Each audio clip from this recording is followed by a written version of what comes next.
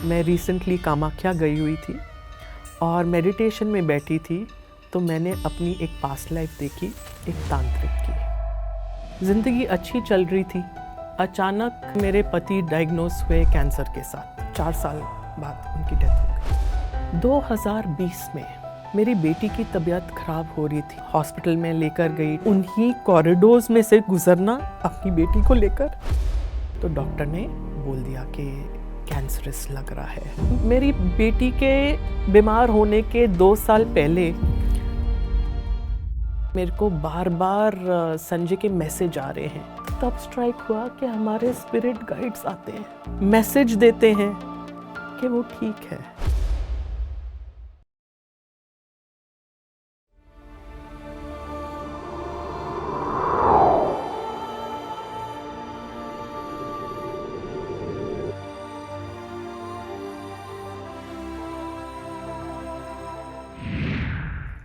नमस्कार दोस्तों, पीएमसी हिंदी के खास कार्यक्रम आत्मा की यात्रा में आप सभी का स्वागत है। शरीर एक माध्यम है धरती पर अनुभवों के लिए। हर सोल आत्मा आने से पहले अपने माता पिता का चयन करती है, परिस्थितियों का चयन करती है, कौन कौन से चैलेंजेस उसको लेकर आती है और क्या क्या उससे सीखना है, इन सब के लिए वो पहले से ही तैयार होकर आती है।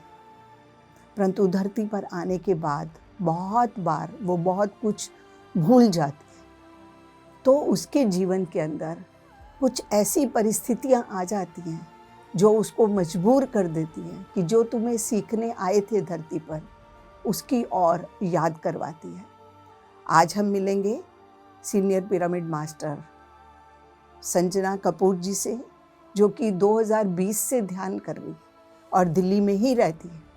उन्होंने अपने इस जीवन काल के अंदर अभी तक बहुत कुछ सीखा है, बहुत कुछ जाना है, मृत्यु को बिल्कुल करीब से देखा है। क्या होती है मृत्यु, जब अपने प्रियजन चले जाते हैं, तो उन्हीं से जानते हैं उनकी इस सुंदर कहानी को, आत्मा की यात्रा को, उन्होंने क्या क्या सीखा। उनका स्वागत करते हैं संजना जी आपका। बहुत बहुत शुक्रिया, बहुत बहुत धन्यवाद अरुणा जी। मैं अपने आप को गौरवान्वित महसूस कर रही हूँ आज कि आपके समक्ष बैठी हूँ, इस पवित्र मंच पर आई हूँ अपनी आत्मा की यात्रा शेयर करने के लिए, साझा करने के लिए। मैं आपकी बहुत बहुत आभारी हूँ। बहुत बहुत शुक्रिया आपका। अब हम शुरुआत करते हैं अपनी इस सुंदर यात्रा का। जैसा कि मैंने कहा कि हमें माता पिता का चयन करना पड़ता है, जी, और आपके माता पिता कौन थे, आपका बचपन कैसा था, इसके बारे में हम जानना चाहते हैं। मेरा जन्म बॉम्बे में हुआ और एक संयुक्त परिवार में हुआ। मेरे माँ-बाप जो थे बेसिकली अमृतसर पंजाब से थे और मेरे दादा-दादी, मेरे ताया-ताई जी, हम सब एक ही घर में रहते थे, उनके बच्चे। और मेरा भी परिवार, जो मेरे माता-पिता, मैं बड़ी बेटी हूँ, मेरे बाद एक छोटी बहन है और एक छोटा भाई भी है। तो मेरा बचपन बहुत ही एक अच्छे माहौल में हुआ, बहुत प्यार मिला, अपनापन बहुत था, कोई ऐसा नहीं था तेरा मेरा, बहुत ही एक ही किचन थी, तो बहुत एक प्यार वाले माहौल में मेरा जन्म हुआ। और स्कूलिंग भी मेरी मुंबई में हुई, एक कॉन्वेंट गर्ल्स कॉलेज में मैं पढ़ी और कॉलेज भी 2 साल जूनियर कॉलेज तक ही पढ़ी मैं और वो भी मुंबई में था। तो बचपन मेरा एक बहुत ही प्यारा-सा है, बचपन की बहुत मीठी यादें हैं कि प्यार और दोस्ती, बच्चे, हम बिल्डिंग्स में रहते थे तो कई बच्चे होते थे, तो बहुत ही एक अच्छा माहौल उत्पन्न होने के लिए मुझे मिला। तो मैं अपने माता-पिता की बहुत शुक्रगुज़ार हूँ कि आई एम वेरी लकी कि मैंने उनको चुना, क्योंकि ये सीखा मैंने कि हम चयन करते हैं और वो माने मेरे माता-पिता बनने के लिए। मेरी माँ पूजा-पाठ से बहुत जुड़ी हुई, बहुत ही सौम्य नेचर की, बहुत ही मृदुभाषी और संस्कार मुझे अपनी माँ से मिले। मेरे जो पिताजी हैं, वो बहुत ही जोवियल, हँसी-मज़ाक वाले और हमेशा अपने बच्चों के लिए रहे हैं। He is always been there. तो ऐसे परिवार में मेरा सौभाग्य है, मैं उधर जन्मी और मैं खुश हूँ बहुत कि मेरा बचपन बहुत अच्छा बीता। संजना जी, अब हम जानना चाहते हैं कि जैसे आपने स्कूलिंग कर ली, उसके आगे का आपका जीवन कैसा था? तो स्कूल में एक अच्छी छात्रा थी, पढ़ने में मेरे को शौक था और स्कूल की लाइफ भी बहुत एंजॉय की। गर्ल्स स्कूल था, नन्स पढ़ाती थी, तो बहुत ही एक अच्छा एनवायरनमेंट स्कूल में भी मिला, बहुत अच्छी फ्रेंड्स थीं। आज भी हम अपनी फ्रेंड्स के साथ कनेक्टेड हैं इतने सालों के बाद भी। और स्कूलिंग के बाद फिर बॉम्बे में फर्स्ट से 10th तक स्कूलिंग होती है, 11th 12th कॉलेज में होता है, जूनियर कॉलेज, और फिर +3 इयर्स होते हैं कॉलेज में। तो मेरी शादी जल्दी हो गई, मैं 12th तक ही पढ़ाई कर सकी। हुआ ये कि मेरी मदर के जो कज़िन हैं, मासी के बेटे, मेरे ससुर जी हैं। मेरी मदर इन लॉ की डेथ मेरी शादी से पहले ही हो गई थी, छोटी उम्र में। और मेरे हस्बैंड और उनके एक छोटे भाई हैं, 2 ही ये हैं बच्चे। तो मेरे फादर इन लॉ ने मेरी माँ को अप्रोच किया कि क्योंकि मेरी वाइफ़ नहीं है, मैं चाहता हूँ कि मैं देखी-भाली लड़की लूँ। तुम तो मेरे सामने पली हो और मैं जानता हूँ कि तुमने अपनी बेटी को क्या संस्कार दिए होंगे। और मेरी माँ का मेरी मदर इन लॉ के साथ बहुत प्रेम था। शादी से पहले भी मतलब मेरी माँ आती थी, रहती थी इधर, वो जाती थी। तो हँसी-मज़ाक में जैसे बातें करते हैं, वैसे मेरी मदर इन लॉ पहले ही बोलती थी मेरी माँ को कि तेरी बेटी है, तो मैं अपने बेटे के लिए तेरी बेटी लूँगी। एंड अब जाकर सीखा कि कोई कोइंसिडेंस नहीं होते। मेरे पति का नाम संजय, मेरा नाम संजना। तो मेरे फादर इन लॉ ने बोला देख जोड़ी तो पहले ही बनी हुई है, तुम बस हाँ करो। तो मेरी माँ ने मान लिया, उम्र चाहे छोटी थी, तो उन्होंने बोला ऐसा करते हैं हम अभी एंगेजमेंट कर लेते हैं, शादी हम 2 साल बाद करेंगे। लेकिन अब एंगेजमेंट हो गई तो सबने बोला नहीं, लंबी नहीं करते, शादी करो। तो फिर उसी साल मेरी शादी भी हो गई छोटी उम्र में, तो पढ़ाई में रुकावट आ गई। तो शादी के बाद एकदम तब्दीली हो गई। कहाँ हम बच्चे थे, कुछ काम नहीं करते थे, घर में एकदम आराम से रहते थे। अब तो भई हम बहू रानी बन गए, वो भी बड़ी बहू रानी। तो रिस्पॉन्सिबिलिटीज़ आईं, तो उनसे सीखा, जूझी उसके साथ कि कैसे परिवार को देखभाल करते हैं। लेकिन भगवान ने पहले ही ट्रेनिंग दी होती है, संयुक्त परिवार में हम रहे और कैसे परिवार में रहते हैं वो हमने जाना। तो बहुत ही आराम से फिर मैंने अपने आप को ढाल लिया उस परिवार में और भरपूर प्रेम मिला, स्नेह मिला, अपनापन मिला। तो एक बहुत ही शेल्टर्ड लाइफ थी। पति भी बहुत प्यार करते थे। कहते हैं ना, एक कहावत है, your wish is my command. तो पति भी हर चीज़ का ध्यान रखते थे। लाइफ कंफर्टेबल थी बड़ी। और मेरी बेटी पैदा हुई, फिर 5 साल बाद मेरा बेटा हुआ। अ, हमारी जॉइंट फैमिली थी, मेरे फादर इन लॉ के पेरेंट्स हमारे साथ रहते थे और मेरे देवर थे, उसके बाद मेरे देवर की भी शादी हुई। तो संयुक्त परिवार था, सब अच्छा चल रहा था। मेरे हस्बैंड का बिज़नेस था, आयरन एंड स्टील के बिज़नेस थे और ज़िंदगी अच्छी चल रही थी। अचानक अम, जब मेरा बेटा शायद 4 साल का था या कुछ, तो मेरे पति डायग्नोज़ हुए कैंसर के साथ। तो उस वक़्त एक बहुत शॉकिंग था मेरे लिए, क्योंकि एक बहुत ही शेल्टर्ड लाइफ़ और मेरे पति नॉन वेजिटेरियन बिल्कुल नहीं खाते थे, हम वेजिटेरियंस हैं। कोई स्मोक नहीं, कोई ऐसा व्यसन नहीं और हेल्दी थे बहुत। और अचानक ये पता चलना कि बहुत एक हिला देने वाला एक्सपीरियंस था और मेरी उम्र भी बहुत छोटी थी उस वक़्त। तो बॉम्बे और दिल्ली के चक्कर लगते रहे। जो ऑन्कोलॉजिस्ट हैं, मैं बॉम्बे गई, सबसे बड़े डॉक्टर से मिली और ट्रीटमेंट हमने शुरू किया। बॉम्बे जाती थी, डॉक्टर से मिलती थी, कीमोथेरेपी वगैरह हम दिल्ली में करते थे।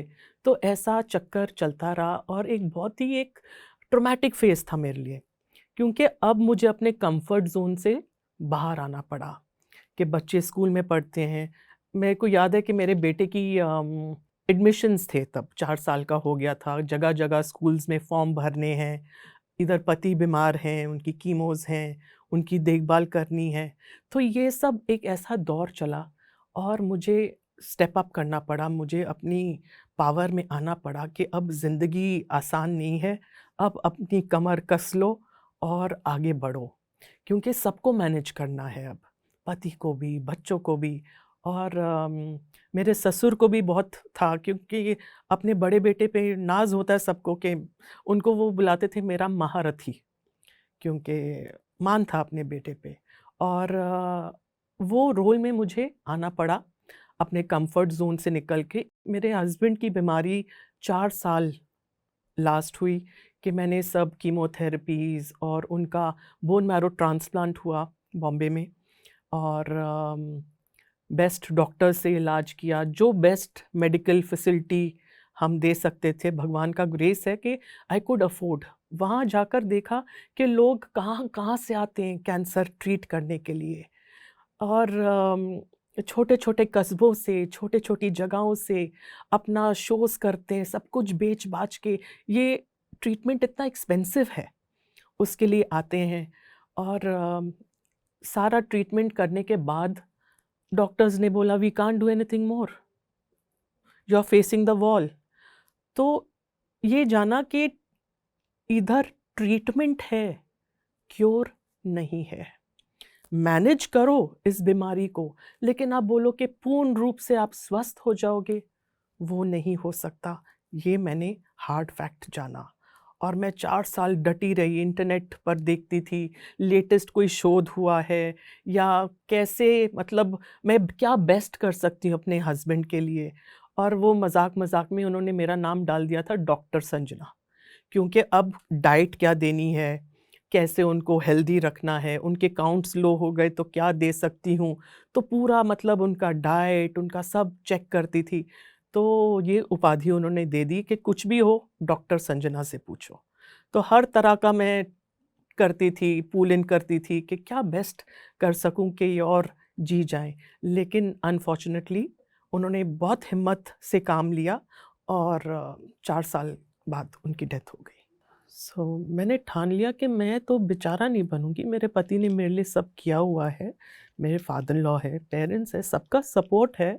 ठीक है, एक वॉइड है लाइफ में बट मैंने हिम्मत नहीं हारनी, क्योंकि मेरे से मेरे बच्चे एनर्जी लेंगे, मेरे बच्चे मुझे देखेंगे।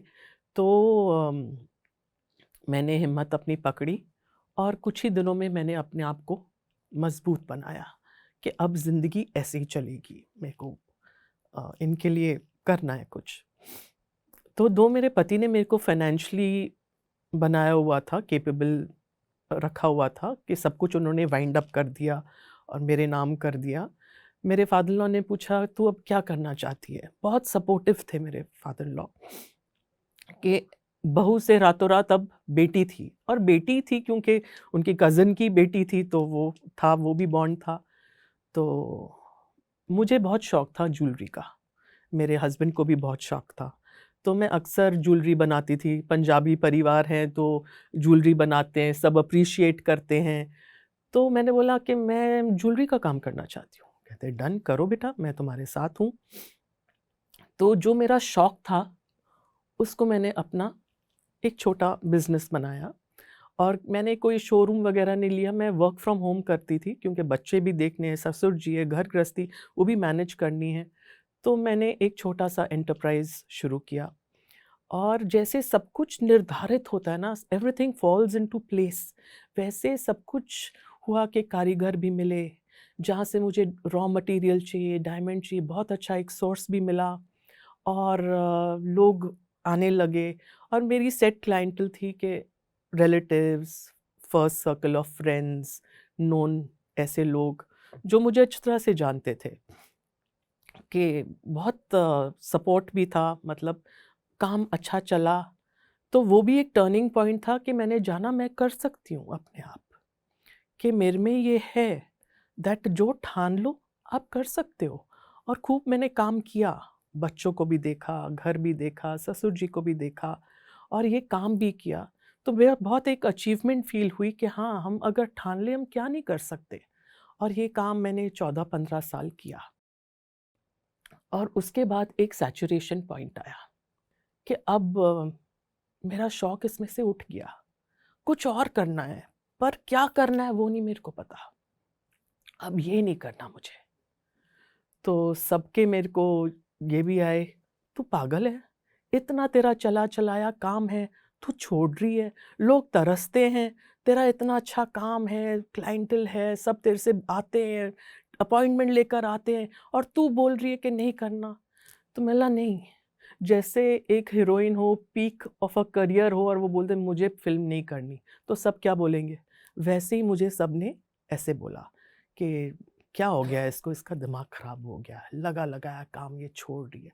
लेकिन अब वो अंदर से वो रूह नहीं थी करने की, एक हो गया बस, अब नहीं करना ये। क्या करना है? आगे रास्ता भी नहीं पता। तो ऐसे चल रहा था और बच्चे भी पढ़ रहे थे, पढ़ाई अपनी कर रहे थे। तो चलते-चलते साल बीतते गए। 2020 में कोरोना काल था। मेरी बेटी की तबीयत ख़राब हो रही थी, वो दिन बर दिन वज़न उसका लूज़ हो रहा था। कई ऐसे साइन्स दे रही थी कि अंदर से माँ होने के नाते मुझे लग रहा था कुछ तो गड़बड़ है इसमें। और फ़ील हो रहा था मुझे। लेकिन अगर उसको मैं बोलूँ चल हॉस्पिटल चले तो वो डरती थी, मैंने नहीं जाना, कोरोना है, हॉस्पिटल्स मॉम ब्रीडिंग ग्राउंड्स हैं कोरोना के, क्या बात कर रहे हो? मैं ठीक हूँ, लेकिन अंदर से एक माँ को जैसे पता होता है कि कुछ गड़बड़ है इसमें। तो कह सुनकर डॉक्टर से अपॉइंटमेंट लिया। उन्होंने ब्लड टेस्ट किया, पता चला हीमोग्लोबिन बहुत कम है और बोला कि आगे और टेस्ट करिए। तो हॉस्पिटल में लेकर गई टेस्ट कराने के लिए, तो डॉक्टर ने पढ़ते से ही बोला that something is fishy, we'll have to do a biopsy and we'll come to know, but what I can see is that everything is not right. तो डॉक्टर ने बोल दिया कि ऐसा-ऐसा लग रहा है कि कैंसरस लग रहा है और कहाँ पर है, कोलोन में है। क्या सोच आ गई मैं आपको कैसे बताऊँ? जब डॉक्टर ने ये बोला तो मैंने बोला I just need to sit. मैं खड़ी हुई थी और उनसे बात कर रही थी and he said I feel, मेरी बेटी अंदर थी तो डॉक्टर बाहर आए, उसके सामने नहीं बोलना चाहते थे। और जब उन्होंने बोला I said I need to sit down, I need to digest this. तो मैं एकदम रो पड़ी कि व्हाट नॉट माय डॉटर। तो वो बैठे, मेरे को बिठाया गया, पानी-वानी दिया गया क्योंकि मैं अकेली गई थी। कोरोना का काल था, किसी के साथ नहीं जा सकते थे। एक पेशेंट के साथ एक ही पर्सन जा सकता था। तो मुझे बिठाया गया, पानी-वानी दिया गया और बोला गया कि अभी वो मैडम अंदर है, उनको अंदर ही रहने देना, उसको बाहर मत आना, मैं बात कर रहा हूँ उनसे। So he spoke to me and उन्होंने बताया that this looks like this, we'll have to take a biopsy, we'll come to know for sure, but मेरा एक्सपीरियंस ये बताता है। तो आँसू-वाँसू पोंछे, बेटी के पास गई, तो वो मेरी शक्ल को देखती थी। बच्चे माँ की शक्ल को देखकर महसूस करते। तो even she felt that something is of. तो कहती है, "मम्मा क्या हुआ?" मतलब कुछ नहीं, डॉक्टर्स कुछ बोल रहे हैं, मैं हूँ ना, हम लोग हैं, we'll fight it, don't worry, everything will fall into place. तो वो बाहर आई, डॉक्टर्स ने बोला हीमोग्लोबिन इसका कम है, थोड़ा हम इसको ना कुछ इंट्रावेनस ब्लड का कुछ देते हैं ताकि थोड़ा-सा ब्लड लेवल इसका जाए। तो इमरजेंसी रूम में उसको थोड़ा ब्लड का कुछ चढ़ाना था, इंजेक्शन के थ्रू वो कर रहे थे और मैं इमरजेंसी रूम के बाहर थी। माहौल देखिए कि कोरोना है, लोग मास्क पहन के दूर-दूर बैठे हैं, हॉस्पिटल्स में ज़्यादा भीड़ नहीं कर रहे, एक अटेंडेंट के साथ एक ही पर्सन है और मैं अकेली बैठी हूँ उधर। और सबसे पहला कॉल मैंने अपने भाई को किया। तो मेरा भाई मेरे से बहुत प्यार करता है, मेरे से 11 साल छोटा है। तो मैंने उसको बोला that see this is happened and he was quite shocked और वो मुझे सहारा दे रहा था। दीदी कोई बात नहीं, मैं आ जाता हूँ, फ़िक्र क्यों करते हो, आजकल तो सब है। तो मैं बोला नहीं तू क्यों आएगा, मेरे पेरेंट्स एजेड हैं, तुम्हारा बच्चा है, सब है और अभी फ्लाइट्स भी कभी कैंसल हैं, कभी चालू हैं, तो you don't worry, I will manage. तू उधर ही रह, आने की ज़रूरत नहीं है, आई विल मैनेज। तो वो मुझे सहारा देते-देते वो फूट पड़ा और अब मैं उसको सहारा दे रही हूँ। "तू क्यों रो रहा है? सब ठीक हो जाएगा, अगर समस्या आई है तो उसका हल भी तो होगा।" तो जब मैं बात कर रही थी, दूर ही एक औरत बैठी हुई थी। मैं उसको नहीं जानती, वो मेरे को नहीं जानती। तो वो देख रही है कि मैं बहुत डिस्टर्ब्ड हूँ, रो रही हूँ, तो वो मेरे पास आई और इधर आकर बैठ गई, क्योंकि पास नहीं बैठ सकते थे एक कुर्सी छोड़ के। "आप क्यों रो रही हैं?" बोला, "मेरी बेटी बीमार है।" "आप फ़िक्र नहीं करो, आपकी बेटी ठीक हो जाएगी, आप मत रो।" तो उस वक़्त मैं चुप हो गई। बाद में रियलाइज़ हुआ कि हमारे स्पिरिट गाइड्स किसी को भेजते हैं, किसी के थ्रू मैसेज हमको देते हैं दैट फ़िक्र नहीं करो, आपकी बेटी ठीक हो जाएगी। फिर एक दौर चला कि इसके टेस्ट करवाने हैं, सीटी स्कैन्स करवाने हैं, पेट स्कैन्स करवाने हैं। तो सपोर्ट था मेरे इन-लॉज़ की साइड से, मेरे एक देवर थे, वो मेरे साथ चले। वो बेचारे बाहर बैठते थे और क्योंकि अंदर अलाउड नहीं था, तो अंदर सारे टेस्ट करवाने होते थे, पेट स्कैन्स, टाइम लगता था। तो मैंने वही हॉस्पिटल से पेट स्कैन कराए जहाँ पर मेरे हस्बैंड का पेट स्कैन हुआ था, इतने साल पहले।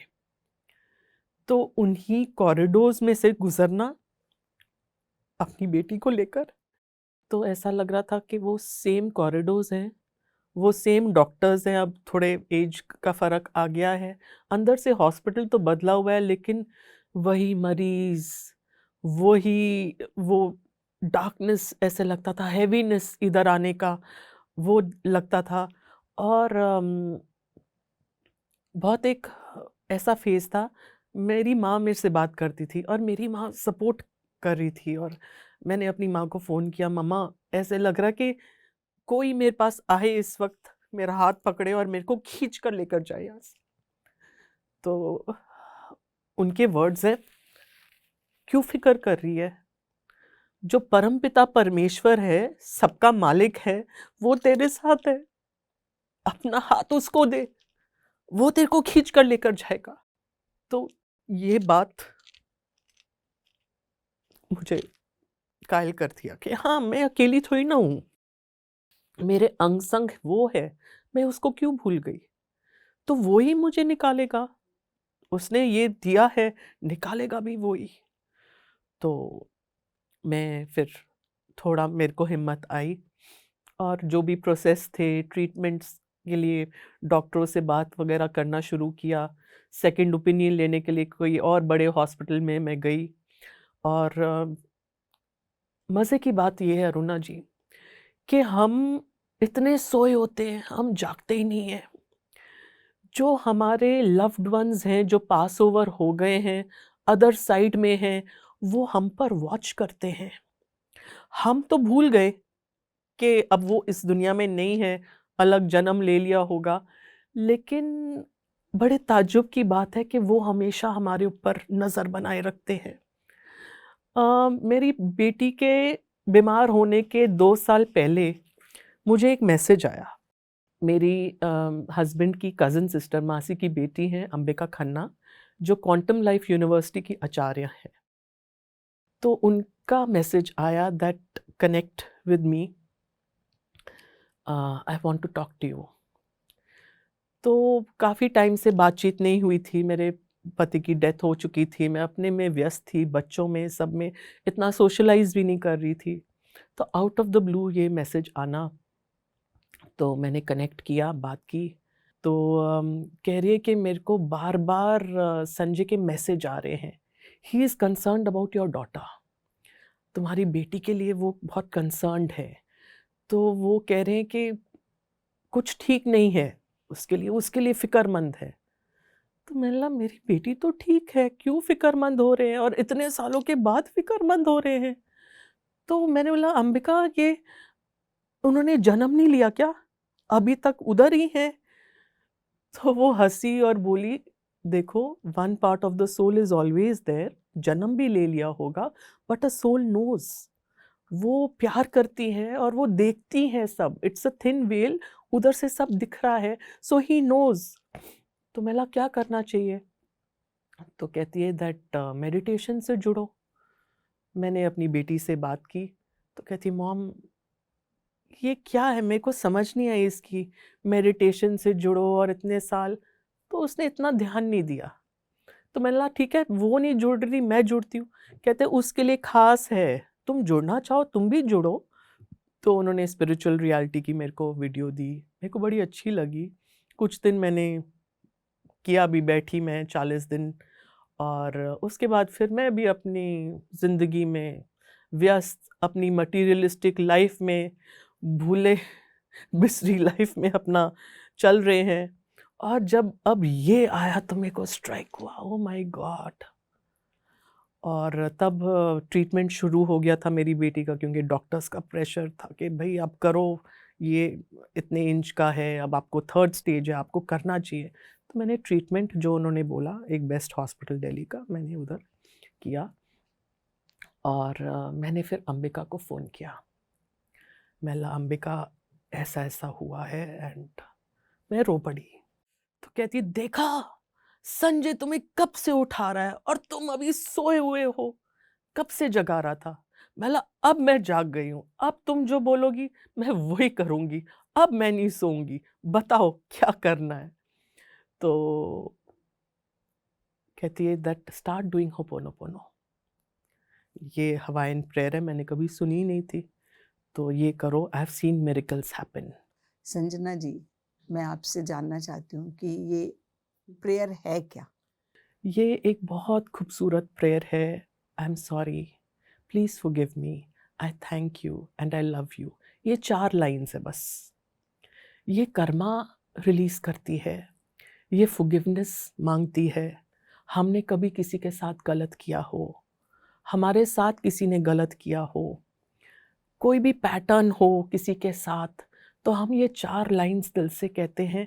तो ये एक माफ़ीनामा है, ये माफ़ी मांगना है, ये कर्मा को काटना है।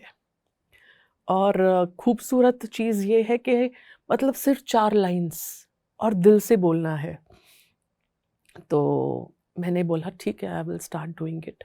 मैं रोज़ हॉस्पिटल लेकर जाती थी, ये प्रेयर बोलती थी।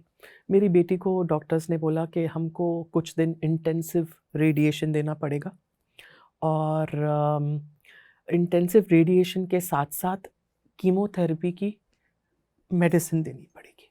तो उसके बाद एक कूलिंग पीरियड होगा, उसके बाद वील प्लान ऑफ सर्जरी। तो ठीक है, सिर तो ओखली में दे दिया था, जो आप बोलो। मेरे को और कोई ट्रीटमेंट पता नहीं थी। पता है ये वही ट्रीटमेंट है जो मैं देखा हुआ है कि बहुत ही साइड इफ़ेक्ट्स होते हैं, पेन होता है, she will have to go through that. तो बट मेरे को कोई अल्टरनेटिव उस वक़्त नहीं पता था। तो मैंने बोला अंबिका को, मैंने ऐसे-ऐसे ट्रीटमेंट शुरू किया है। कहती, you start doing this. And in the mean time मेरी बेटी ने फ़ोन किया उनको और बोला कि बुआ बताओ और क्या कर सकती हूँ? तो उन्होंने बोला that connect with doctor Saurabh Ranjan. He is a friend and I know him, and he is connected with the pyramid spiritual society movement, pyramid master हैं बहुत, और डॉक्टर हैं, बहुत अच्छा डायग्नोसिस है उनका, तो उनसे कनेक्ट करो। तो मेरी बेटी बीमार थी, उधर से आते थे, थकी होती थी, तो कहती, मॉम यू कनेक्ट। तो मैंने फ़ेसबुक में ढूँढा और उनके साथ टच में आई। तो वो उस वक़्त सुबह के वक़्त मेडिटेशन करवाते थे, गीता पढ़ाते थे। तो मैंने उस वक़्त उनके साथ कनेक्ट किया। मैंने उनको कुछ नहीं बोला अपनी बेटी के बारे में। मैंने बोला, मैं देखूँ कौन है, क्या करवाते हैं। तो मेडिटेशन करते थे 6 से 8।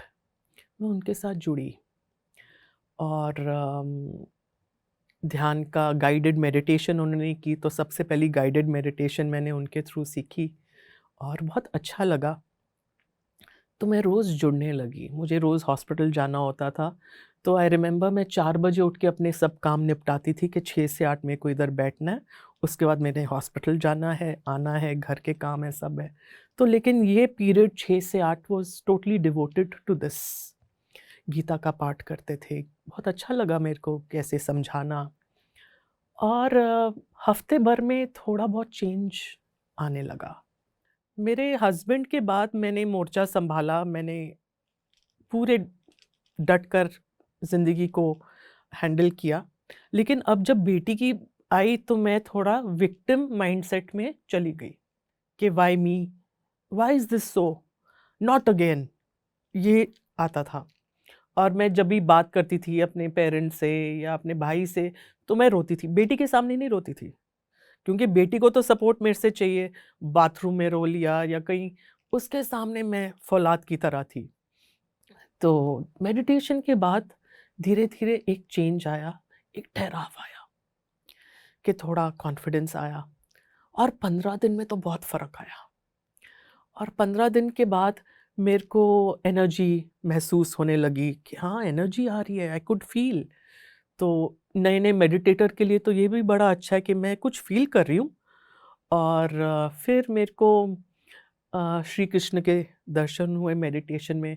तो मैंने डॉक्टर एस रंजन को मैसेज किया that today I saw lord Krishna, I am so happy. कहते okay, what message did he give? मैंने मैसेज, कहते हैं वो आए हैं, आपने उनसे पूछा क्यों आए हैं, क्या मैसेज है मेरे लिए? मैंने ऐसा भी होता है, मैसेज लेना होता है? मेरे लिए तो बड़ी, भगवान से मैसेज लेते क्यों आए हो?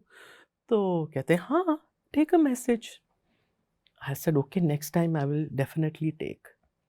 और 15 दिन के बाद जब मैं अपने भाई भाभी से बात कर रही थी, तो उन्होंने देखा कि अब दीदी संभल गई है, ठहरी हुई है, कि फ़र्क है, आँखों में तुरा कुछ और है। क्या कर रहे हो? हमें भी बताओ। मतलब मैं ध्यान कर रही हूँ, तुम भी जॉइन करो, देखो। तो उनको भी बड़ा इंटरेस्ट हुआ, तो सुबह उन्होंने भी जॉइन किया। तो वो भी बड़े फ़ैन हो गए, वाह! ये तो बहुत अच्छा है। तो वो भी बहुत रेगुलरली रोज़ जुड़ने लगे। और फिर मैंने 15 दिन के बाद मैंने बोला कि ऐसे-ऐसे मेरी बेटी को ये है, and now I feel that cancer is a wake up call for me. कहते यस, वेरी गुड। और उनको नहीं पता था कुछ भी, क्यों जुड़ी, क्या है, तो अब मैंने उनको ऐसे बोला कि ऐसे-ऐसे है और मेरे को आपका रेफ़रेंस अंबिका जी ने दिया है, और मैं चाहती हूँ आप एक बार आओ, मेरी बेटी से मिलो। और उन्होंने बोला कि to get in touch with you. तो कहते हैं ओके, मैं आऊँगा। और इस बीच जो डॉक्टर्स ने ट्रीटमेंट बोला था रेडियोथेरेपी का, वो कंप्लीट हो गया, और अभी कूलिंग पीरियड शुरू हो रहा था। तो वो आए मेरे घर पे, और मैं जब नीचे उतरी उनको रिसीव करने के लिए, जब मिली, तो एक फीलिंग ऑफ डेजा वू आया। मैं तो जानती हूँ इनको। जैसे कहते हैं ना, एक soul connect, that I know there is a connection. What connection I do not know, but एक सुकून है, एक ट्रस्ट है, that finally I am at a safe place. आत्मा पहचानती है, हाँ। तो वो जो पहचान आपकी डॉक्टर सौरभ रंजन से हुई, हुँ, आत्मा की आत्मा से पहचान हुई, चान हुई। उसको आपने महसूस किया। यस, वो महसूस किया। और अभी सिर्फ़ थोड़े ही दिन हुए थे मेडिटेशन में।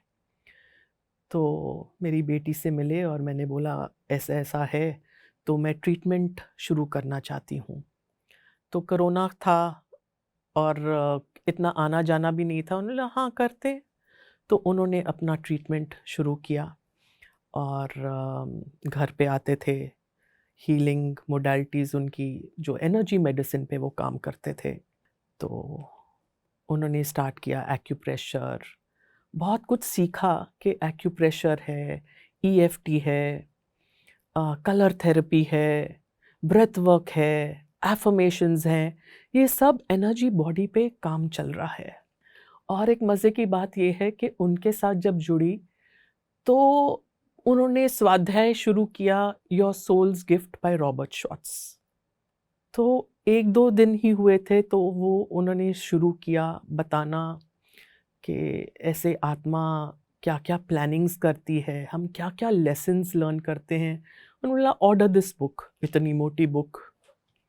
ठीक है, वो आई, मैंने थोड़ा बहुत पढ़ा, तो एक ओपनिंग हुई कि वाओ! सोल्स इतनी प्लानिंग करती हैं कि सब ये जो हम चैलेंजेस लेकर आए हैं, उसका एक कारण है कि हम स्पिरिचुअल अवेकन होना चाहते हैं। ये हमने ये चूज़ किए हैं, ये हर्डल्स, ये चैलेंजेस, कि हम उनको स्टेपिंग स्टोन बनाकर ऊपर राइज़ हों। विक्टिम कॉन्शियसनेस में नहीं जाना, विक्टिम मेंटालिटी में नहीं जाना। हमें तो जागना है, ये आया है, अपने कंफर्ट ज़ोन से निकलना है। तो मेरे अंदर एक, जैसे कहते हैं, क्रांति घटी कि हम ही तो ये प्लान करते हैं और अब हम रो क्यों रहे हैं? क्यों हम अपने आप को समझ रहे हैं कि भई अरे मैं दीनहीन, इससे बाहर आना है। ये मेरी लर्निंग है, सोल चाहती थी ये लर्न करना, ये एक्सपीरियंसेस। एडवांस सोल्स ऐसे चैलेंजेस लेती हैं कि क्योंकि सोल बहुत कुछ अनुभव करना चाहती है, खट्टे-मीठे तजुर्बे, ऐसे चैलेंजेस को फेस करके सोल इवॉल्व होती है। ये मैंने जाना इस पुस्तक के माध्यम से, और उसके बाद तो समझो पुस्तकों की वर्षा होने लगी। एक के बाद एक वो पुस्तक बताते गए और मैं पढ़ती गई। और शुरू-शुरू में तो बहुत ओवरवेलमिंग लगता था कि वो घर पे आने से पहले बोलते थे, "ये किताब है रेडिकल रिमिशन बाय केली टर्नर, मँगाओ। इसका ये पैराग्राफ ये पढ़ो, ये पेज से ये पेज पढ़ो, अपनी बेटी को पढ़ाओ। ये किताब मँगाओ लुईस है कि you can heal your life, उसको पढ़ो, ये करो।" तो शुरू-शुरू में लगता था कितना पढ़ाएँगे? लेकिन ये तो टिप ऑफ द आइसबर्ग था। तो धीरे-धीरे पढ़ते-पढ़ते तो जाना कि कहाँ सोए हुए थे हम। असली जागरण तो अभी हुआ है, ध्यान के साथ, स्वाध्याय के साथ, सज्जन सांगत्य के साथ। तो स्वाध्याय टीम से जुड़ी, स्वाध्याय करने शुरू हुए। बीच-बीच में मेरी बेटी का ट्रीटमेंट हो रहा था। जब हॉस्पिटल गए तो देखा कि हाँ, ट्यूमर का साइज़ तो वो कम हुआ है, लेकिन डॉक्टर्स बोलते हैं सर्जरी करो। बोला नहीं, I don't wish to do surgery. अब ध्यान में आने के बाद ये समझ लिया था कि अल्टरनेटिव है। तो डॉक्टर्स ने बहुत बोला, मेरे रिश्तेदारों ने भी बहुत ताने ऐसे बोला कि पढ़ी लिखी है, क्या कर रही है, खिलवाड़ कर रही है। मैंने अपनी बेटी से पूछा, do you wish to go for all this surgery, this bag? उन्होंने बोला कोलेस्टमी बैग लगेगा, रेडियो हम अब कीमोथेरेपी देंगे इंट्रावेनस। तो कहती no mom, I don't wish to go, and even I didn't. मेरे फादर इन लॉ मेरे सपोर्ट में थे। मैंने अंबिका को फ़ोन किया, मैंने बोला Ambika, I am going for this now, I do not wish to go. तो गो अहेड। तो फिर एक हो गया, डॉक्टर साहब का साथ था। I am in the right hands now, मेरे को ऐसे लगा। और वो फेथ और ट्रस्ट भरपूर था। वो आत्मा ने भी गवाही दे दी थी। तो हमने सर्जरी नहीं कराई, हमने ट्रीटमेंट वही रखा होलिस्टिक। और मज़े की बात है कि फिर से श्री कृष्ण आए और मैंने बोला मेरे लिए मैसेज। उस वक्त ये मैसेज नहीं आया, 2 दिन बाद ऐसे मैसेज आया और एक knowing I that 99% of the people opt for conventional allopathic measures, medical treatment. Only 1% people go for the holistic way. तो मैंने बोला मैं वो 1%, वो अर्जुन हूँ। मैं श्री कृष्ण का साथ ले रही हूँ। मुझे नारायणी सेना नहीं चाहिए, मुझे श्री कृष्ण का साथ चाहिए और मैं ये होलिस्टिक वे में जाऊँगी। तो मैंने अपना बताया, तो उन्होंने ताली मारी, ये हुई ना बात, ठीक है, वेरी गुड। तो हमने वो ट्रीटमेंट शुरू किया और साल भर जो उन्होंने बोला पूरे सरेंडर के साथ हमने सब किया। साल के बाद मतलब फिर से हमने टेस्ट कराए तो वो और श्रिंक हो गया था, ऐसे साइज़ पर आ गया था where it was no longer malignant, she was free. Test से कुछ दिन पहले मुझे एक सपना आया। वो सपना मेरी दादी का था। बचपन के पुराने घर में मेरी दादी थी, मैं थी और मेरी दादी मुझे कुछ दे रही थी। तो जैसे एक सिंगिंग बोल नहीं होता, वो मेरी दादी मेरे को दे रही थी और एक दिया था, बाती थी, घी था उसमें, चांदी की जोत जैसे होते हैं हम लगाते थे।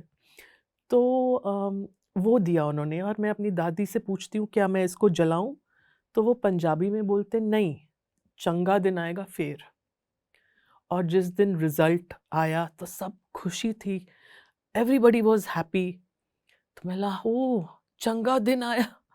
तो मैंने उस दिन अपने घर में घी के दिए जलाए, मेरी माँ ने भी घर में घी के दिए जलाए। तो देखो कि जो उधर हैं वो कितने फिक्रमंद हैं। मेरे को ऐसे सपने आते थे मेरे दादा दादी के, और वो पंजाबी में बोलते थे फिक्र ना करी, सब कुछ ठीक। कभी नहीं आए सपने ऐसे, और वो सपने में आकर मुझे मैसेज देते थे। और उसके भी कुछ दिन पहले मैं सोई हुई थी, मैं अपनी बेटी को अपने साथ ही सुलाती थी, तो थकी हुई थी, 11:30 का वक्त था और मैं अभी लेटी थी। तो मेरी बेटी ने मेरे को ऐसे लगा हिला रही है, मम्मा मम्मा उठो। बोला क्या हुआ? मम्मा मैं ठीक हो गई। तो मैं बोला अच्छा सुबह बात करेंगे, सुबह बात करेंगे, मैं बहुत थकी हुई हूँ अभी। तो सोई हुई थी मैं, सुबह उठी तो मैंने अपनी बेटी को उठाया कि बोल रही थी ना, कुछ रात को बोल रही थी, मैं थकी हुई थी, क्या बोलना चाहती थी? कहती मैंने तो नहीं उठाया। मैं बोला अरे तूने मेरे को इतना हिलाया और बोला मम्मा मैं ठीक होगी। कहती no mom what are you saying, मैंने नहीं कुछ बोला। तो तब स्ट्राइक हुआ कि हमारे स्पिरिट गाइड्स आते हैं, हिलाते हैं, मैसेज देते हैं कि वो ठीक है। स्पिरिट गाइड्स का आना, मेरी दादी का आना, रिपोर्ट का आना, ये देखो ये सब कैसा एक बनता है। तो I am so thankful to my masters, कैसे उन्होंने कनेक्ट करवाया कि अंबिका जी से मिलो, अंबिका जी के थ्रू डॉक्टर रंजन से मिलो, डॉक्टर रंजन से ट्रीटमेंट कराओ, रिजल्ट हो, बेटी क्योर हो रही है। ये सब मास्टर्स का तो खेला है, वही सबको प्रेरणा डाल रहे हैं, वो कर रहे हैं। और अब मैं समझ पा रही हूँ सारा पिक्चर, और साइंस देखना, सिंक्रोनिसिटीज देखना, यूनिवर्स तो हमसे बातें करता है और हम ही आंखें मूंद कर अपने चल रहे हैं। थोड़ा सजग हुए, क्या मैसेजेस मिल रहे हैं। जैसा कि बिटिया भी क्योर हो गई, बट एक कॉर्नर के अंदर, मन के अंदर एक हमेशा जो शंका का बीज आ जाता है कि पहले हस्बैंड फिर बेटी, ऐसा क्यों है? मैं ऐसा क्या कारण था, मुझे क्या सीखना था जिसके कारण मैं ये चूज करके आई? तो कभी आपने इसके ऊपर काम किया है? कि जब रॉबर्ट शॉट्स की पुस्तक पढ़ी और डॉक्टर रंजन ने कर्मा के ऊपर भी मेरे को किताब दी, ट्रुथ्स हार्डो की, कि कर्मा क्या होता है, तो एक नोइंग बड़ी। मैंने कर्मा के ऊपर भी स्वाध्याय किया है। तो एक हुई कि सोल लेसन्स लर्न करने आते हैं हम, और कर्मा तो हमको भुगतना ही है, कर्मा से हम छूट नहीं सकते। तो ये जो सफरिंग्स थी कर्मा है, तो सोल लेसन्स लर्न करने हैं। मेरे सोल लेसन्स क्या हैं वो पता चला। और कर्मा की जब बुक पढ़ी ट्रुथ्स हार्डो की, कि कुछ भी अकारण नहीं होता, कोई कॉज है तभी तो इसका इफेक्ट है, कॉज एंड इफेक्ट ये तो है ही है।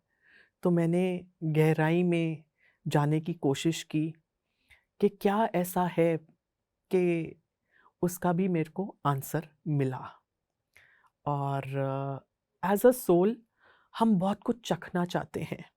सोल इवॉल्व तभी होती है जब वो कई तरह के एक्सपीरियंसेस लेती है, अच्छे भी बुरे भी। तो कहीं पर तो मिसयूज किया है पावर का, कहीं तो कुछ किया है। तो वो मैंने थोड़े महीनों पहले जाना। एक आस्क थी मेरे अंदर कि क्या है ये, कुछ तो कर्मा है। तो वो कुछ महीने पहले मेरे को रास खुला। मैं रिसेंटली कामाख्या गई हुई थी और मेडिटेशन में बैठी थी, तो मैंने अपनी एक पास्ट लाइफ देखी, एक तांत्रिक की। तो तांत्रिक जो करते हैं जो भी वो कर रही थी मैं, वो सही नहीं था। मैंने ये देखा, तो एक knowing I that see you had done this, you had disturbed the balance of nature. तुमने दूसरों को तकलीफ पहुंचाई थी, अब तुम्हें भी तो तकलीफ से जाना था। जो हम दूसरों के लिए करते हैं, जब तक वो स्वयं के साथ नहीं होता, लर्निंग कैसे होगी? तो वो मैंने जाना और वो कर्मा का रीज़न भी पता चला। तो ऐसे कर्मा बैलेंस करना बहुत ज़रूरी है, लेकिन एक फ़र्क है, रो रो के अब कर्मा नहीं काटा, जागृति के साथ। Yes, it's my Karma and I am balancing it, and I'm going to balance it out with the knowing that I have created this and I am responsible. तो काटा ऐसे, जाना। संजना जी, कितना अच्छा, इसको हम आज अच्छा कहेंगे, क्योंकि जब रिजल्ट अच्छा तो एवरीथिंग इज राइट। तो एक दुख भी आया, बट उसने कितनी स्ट्रॉन्ग चीज दे दी, जिससे कि आप अपनी स्पिरिचुअलिटी, अंडरस्टैंडिंग, जो आत्मा का अपना प्रकाश था, वो आपके उभर के सामने आ रहा था। आपने लर्निंग्स भी ली और साथ साथ सीखा कि जो मैंने बोया है वो मैं ही काटूंगी। और पर इसके साथ सबसे इम्पोर्टेंट चीज़ क्या है, पहले आपके जीवन ने आपको खड़ा कर दिया, उसके लिए आपको स्ट्रॉन्ग बना दिया।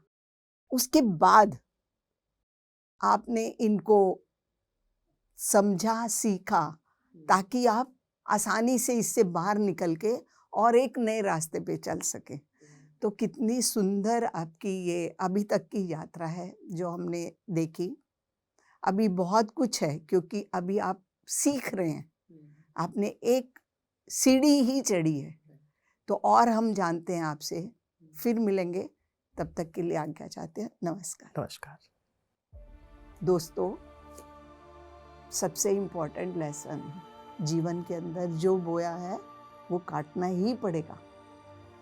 हंस के काटो, इसके लिए हमें हर बार हमारी आत्मा की तरफ से जो हमारी प्लानिंग्स होती हैं वो तैयार करती हैं। हंस के ही काटो, ताकि आसानी से अगला लेसन भी सीख सको और पिछला भी पार कर जाओ। तो उसके लिए सबसे इम्पोर्टेंट चीज़ जो संजना जी ने सीखी अपनी ज़िंदगी में, चाहे कंपल्शन के कारण सीखी, मेडिटेशन में आइए, ध्यान साधना करिए, जीवन को समझिए, आत्मा का भोजन जो है उसको दीजिए, ताकि वो फिर से खड़ी हो जाए और आपके लिए अपना अगला मार्ग बनाए। तो बने रहिए हमारे साथ, संजना जी की आगे की यात्रा को और जानेंगे कि वो क्या क्या कुछ सीखा उन्होंने इसके बाद, और कितने जीवन की परतें खुली, क्या क्या उनकी पास्ट लाइफ्स थी, उन्होंने और क्या क्या अनुभव किए, जानेंगे अगले एपिसोड में। तब तक के लिए हमारे साथ बने रहिए। आप सबका बहुत बहुत धन्यवाद।